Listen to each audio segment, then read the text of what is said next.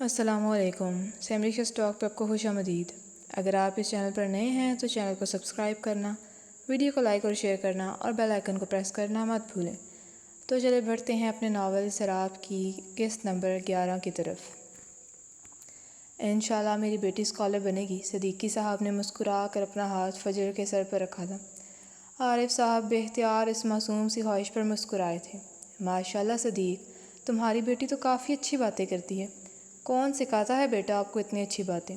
عارف صاحب نے نرمی سے کہا تھا۔ میرے مما اور بابا، فجر نے بے اختیار کہا تھا۔ سفر ایسے ہی خوشگواری کے ساتھ گزر رہا تھا۔ وہ لوگ چھوٹی موٹی باتیں کر رہے تھے۔ اچانک گاڑی رکی تھی۔ اس گاڑی سے 4-5 افراد اسلحے کے ساتھ نکلے تھے۔ صدیق صاحب ان کو دیکھ کر معاملہ سمجھ گئے تھے۔ عارف، مجھے پتہ ہے یہ لوگ کیوں آئے ہیں۔ تم فجر کا خیال رکھنا اور کچھ بھی ہو جائے گاڑی سے مت نکلنا۔ صدیق، یہ کون ہے اور کیا چاہتے ہیں؟ عارف نے فکرمندی سے پوچھا تھا۔ میں تمہارے سوالوں کے جواب تمہیں ابھی نہیں دے سکتا۔ صدیق انہیں چھوڑ کر باہر نکل گئی تھی، لیکن کچھ دیر بعد ہی فائرنگ کی آوازیں سنائی دیں۔ عارف فجر کو وہاں بٹھا کر باہر آ گئے تھے اور فجر سر گرائے باسن آوازوں کو سن رہی تھی۔ اچانک ساری آوازیں بند ہو گئی تھیں۔ ہر طرف سکوت چھا گیا تھا، ایسا سکوت جو کسی کے جانے کے بعد چھا جاتا ہو۔ فجر ڈرتے ہوئے گاڑی سے باہر نکلی تھی، لیکن اگلے ہی لمحے اس کے پیروں سے زمین کھینچ لی گئی تھی جب اس نے اپنے والد کو خون میں لت پت دیکھا تھا۔ وہ بھاگتے ہوئے ان کے قریب آئی تھی، جہاں عارف صاحب پہلے سے بیٹھے ہوئے تھے۔ وعدہ کرو تم ان کا خیال رکھو گے، صدیقی صاحب بمشکل بول پائے تھے، اور اگلے ہی پل ان کا جسم ساکت ہو گیا تھا۔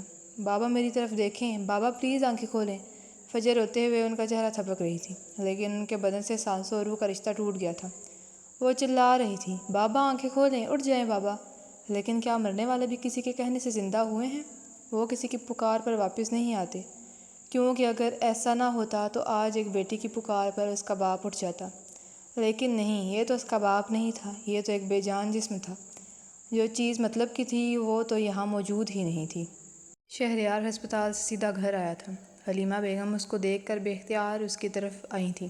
شہریار، تمہیں کچھ ہوا تو نہیں؟ تم ٹھیک ہو نا؟ حلیمہ بیگم فکرمندی سے بول رہی تھی، کیونکہ انہوں نے ٹی وی پر شہریار پر ہونے والے حملے کی خبر دیکھ لی تھی۔ کچھ نہیں ہوا مما، دیکھیں میں بالکل ٹھیک ہوں۔ شہریار نے اپنے دونوں بازو کھول لیے تھے، گویا کہہ رہا ہو وہ ٹھیک ہے۔ ہاں، لیکن تمہارے کپڑوں پہ یہ خون کیسا؟ حلیمہ بیگم نے اس کی بھوری رنگ کی ٹی شرٹ پر لگے خون کی طرف اشارہ کیا تھا۔ شہریار نے بے اختیار اپنی شرٹ کو دیکھا تھا اور پھر اسے یاد آیا تھا کہ یہ فجر کو اٹھاتے وقت لگا تھا۔ کچھ نہیں ماما، یہ کسی کو بچاتے بچاتے لگ گیا، شہریار نے نارمل انداز میں کہا تھا۔ کس کو؟ حلیمہ بیگم نے الفاظ کھینچ کر ادا کیے تھے۔ وہ تھوڑی دیر پہلے والی پریشان ماں نہیں تھی، بلکہ اب ان کے چہرے پر نرم مسکراہٹ تھی۔ ماما، آپ جیسے سمجھ رہی ہیں ویسا کچھ نہیں ہے۔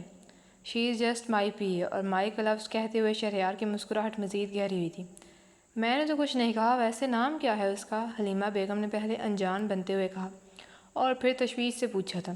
ڈیئر مما، فجر نام ہے اس کا۔ اب اگر آپ کی انسپیکشن ختم ہو گئی ہو تو میں جاؤں؟ شہریار نے جان چھڑوانے کے لیے کہا تھا کہ کہیں ایسا نہ وہ مشکل میں ڈال دیں۔ ہاں جاؤ، حلیمہ بیگم نے مسکرا کر کہا تھا۔ وہ آج انتہائی خوش تھیں۔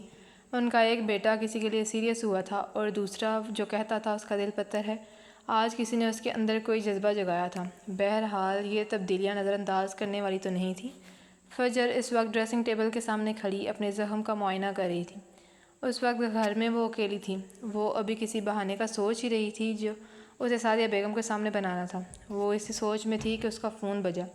اس نے دیکھا تو ان نون نمبر کالنگ کے الفاظ ابھرے تھے۔ اس نے نظر انداز کر دیا، لیکن ایک بار پھر اسی نمبر سے کال آنے لگی تھی تو اس نے نہ چاہتے ہوئے بھی اٹھا لیا۔ السلام علیکم، فجر نے سلام کیا تھا۔ وعلیکم السلام، دوسری جانب سے بھاری اور ٹھہری ہوئی پرسکون مردانہ آواز ابھری تھی۔ شہریار کو یاد نہیں تھا کہ اس نے آخری دفعہ کب کسی کے سلام کا جواب دیا تھا۔ کون؟ یک لفظی سوال کیا گیا تھا۔ I'm your boss فجر، شہریار نے اپنی ازلی مغرور لہجے میں کہا تھا۔ البتہ اسے فجر پر غصہ ضرور آیا تھا۔ اوہ I'm sorry سر، میں آپ کو پہچان نہیں پائی۔ کیا آپ کو مجھ سے کوئی کام تھا سر؟ فجر نے سادگی سے پوچھا تھا۔ شہریار ابھی جواب دیتا کہ دوسری جانب سے کسی کی دل ہراش چیخ سنائی دی تھی۔ اب یہ کیا ہوا ہے آپ کو؟ اخلاص نے فجر کے زخم کی طرف اشارہ کیا تھا۔ فجر اسے دیکھ کر بوکھلا گئی تھی۔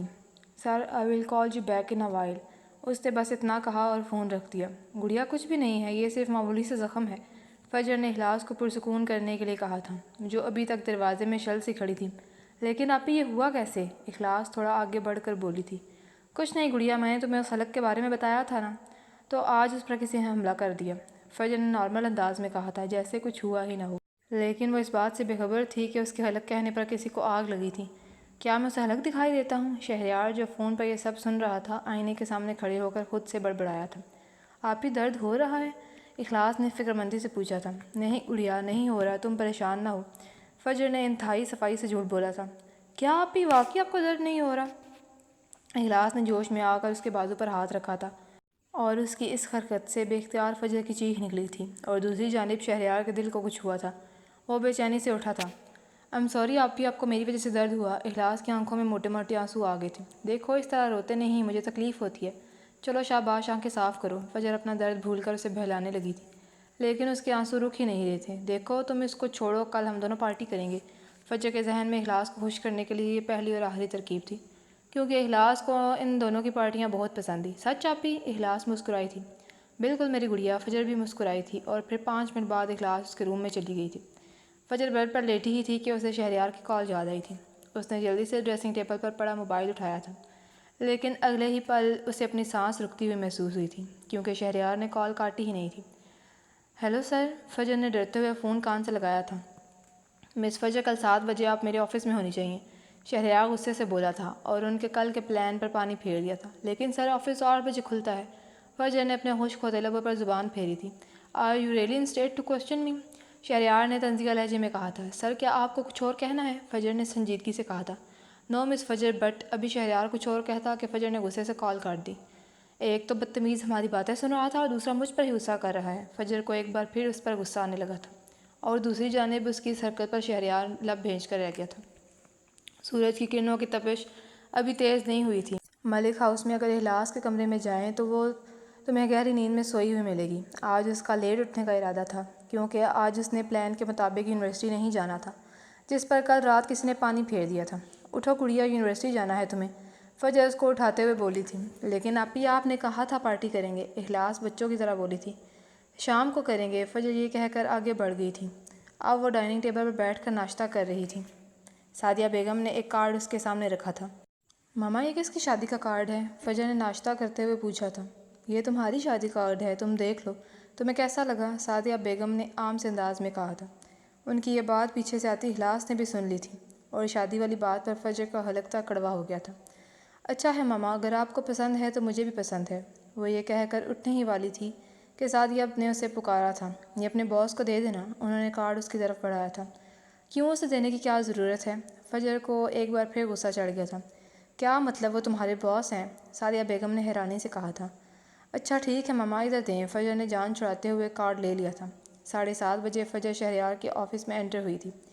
شہریار پہلے سے ہی وہاں بیٹھا ہوا تھا۔ مس فجر، آپ آدھا گھنٹہ لیٹ ہیں، شہریار نے گھڑی دیکھتے ہوئے کہا تھا۔ نہیں سر، میں آدھا گھنٹہ پہلے آئی ہوں، فجر نے اسی کے انداز میں بولا تھا۔ اوہ ریئلی؟ مس فجر، آپ کو یہ سارا کام آج ہی کرنا ہے، چاہے آپ جتنے وقت بھی ختم کریں۔ I don't care. شہریار نے 3 فائلز فجر کے ٹیبل پر رکھی تھیں، اور فجر سمجھ گئی تھی کہ کل جو حقیقت نہ چاہتے ہوئے بھی اس نے سنی تھی، یہ اسی کی سزا ہے۔ اس نے کارڈ اپنے ڈیسک پر رکھ دیا تھا۔